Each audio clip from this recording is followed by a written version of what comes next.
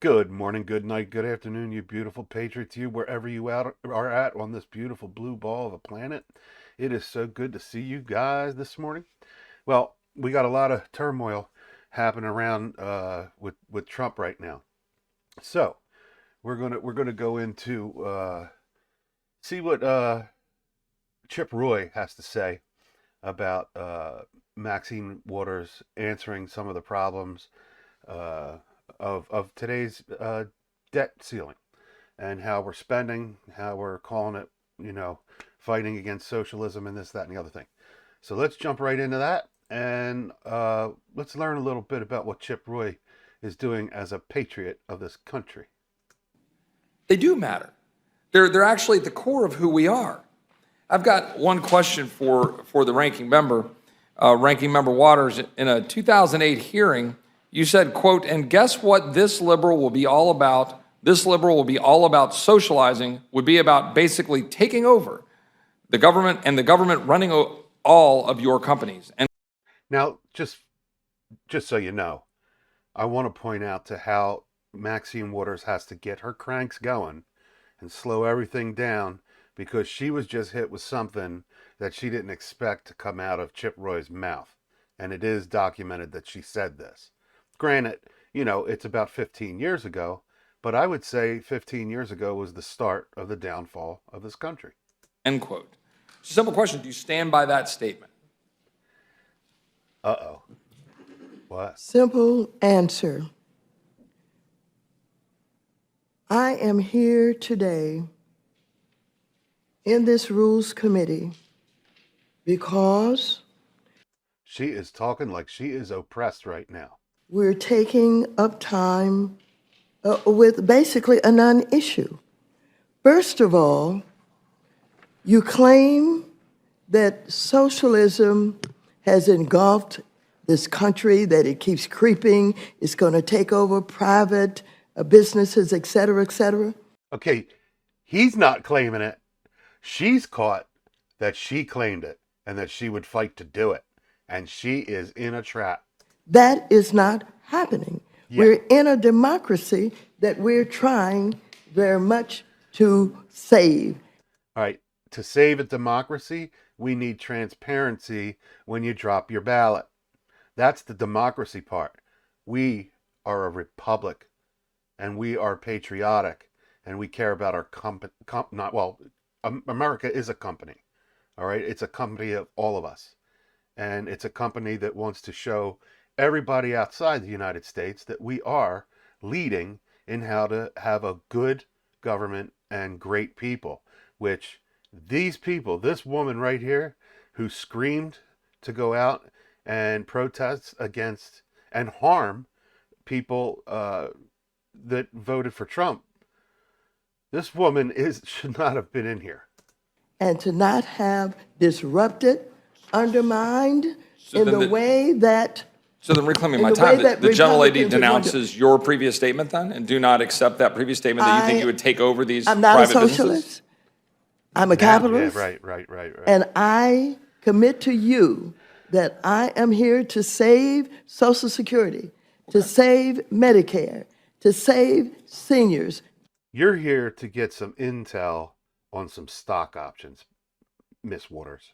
And veterans. And for some of you who have adopted certain kind of ways that you support what you now claim is socialism, I'm here to say to you, come on. So this liberal will be all about socializing, will be all about basically taking over and the government running all of your companies. You disagree Chip. with that? You Get now some. denounce that statement. I am not a socialist, Okay.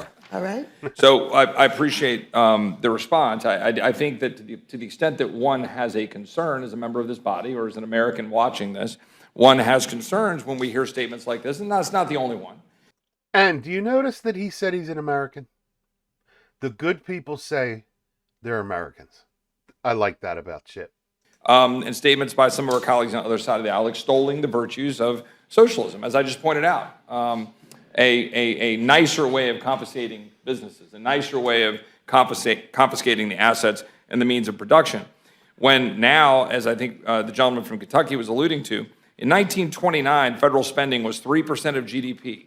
At the height of COVID, 31% of GDP. Woo! In FY22, we collected a record $4.9 trillion in revenue, but still had a $1.4 trillion deficit. I think one question I would ask the chairman of financial services is, do you have full control over the means of production if you're a company in this country, but yet the government is regulating you so much that you cannot actually carry out the use of the capital for the purpose for which you have the company created? That is so important right there, what he said. Rewind that back and listen to what he said again. Donald Trump took off regulations and restrictions. As soon as Biden got in, he put them all back on and heavier, including our gas and our textile and our inner American production. There's something else I'm missing. Oh, probably any kind of tech, like building solar panels, all that stuff. In other words, for example, ESG requirements. For example, maybe it's some of the USDA regulations requirements that prohibit small businesses from being able to crack into the monopolies that the gentlelady from New Mexico is referring to with respect to meat processing in this country. And don't forget DEI, diversity, equity, and inclusion. That's a farce. There are heavy USD regulations prohibiting that, as the gentleman from Kentucky has talked to, and I'm happy to yield to him in a minute if he would like. We could go and sit here for the next 5 days without adjourning. No, don't worry, Mr. Chairman, I won't do that. And go through a list of regulations that are impacting businesses in this country. Amen. So my question for the chairman is, do you have the full control over the means of production as a private citizen, business owner in our capitalistic system, if the government regulation is preventing you from being able to deploy that capital in the best means possible to carry out your business? No. Beautiful, Chip. And no. this is what we're trying to address. We have seen major pieces of legislation to rewrite our economy come through Congress, and it failed. Right. And then we see different actions that go through the regulatory state, independent agencies to write regulations, to achieve those outcomes through regulation.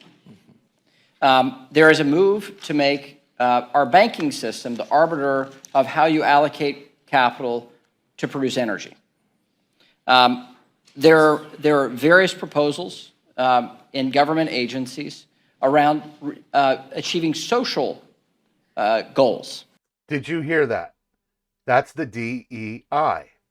Maybe a little bit of ESG too, but DEI is dreadfully evil. I don't care. You look it up. It's not good. He said the senator from Kentucky. I just want to see if that's going to be in here. If it's not, no, it's not. Okay, so let's get back out of here and make sure. I'm going to put the link here, but these are the things that are happening right now, being talked about right now, that we're not focusing on because of the hoopla with 45.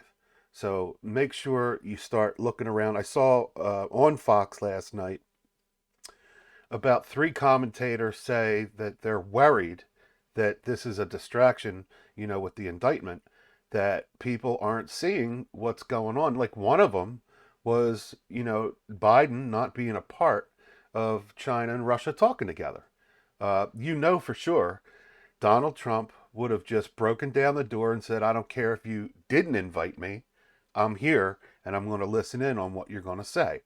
Or they would have been like, we can't meet right now while he's in office. So with that, I always like to end this with kiss, love, hug a veteran. You can see if you have somebody that's hurting, if you have a veteran that's down and out, whether it's your dad or your neighbor or uncle or sister, mom, grandmom, whatever. If you know somebody that needs help, you can always contact Gretchen Smith at Code of Vets on Twitter. And like I said, kiss, love, hug a veteran, because they do it for you. They've done it for you. They've died for you. So lift up some freedom. All right, I love you guys. See you on the other side.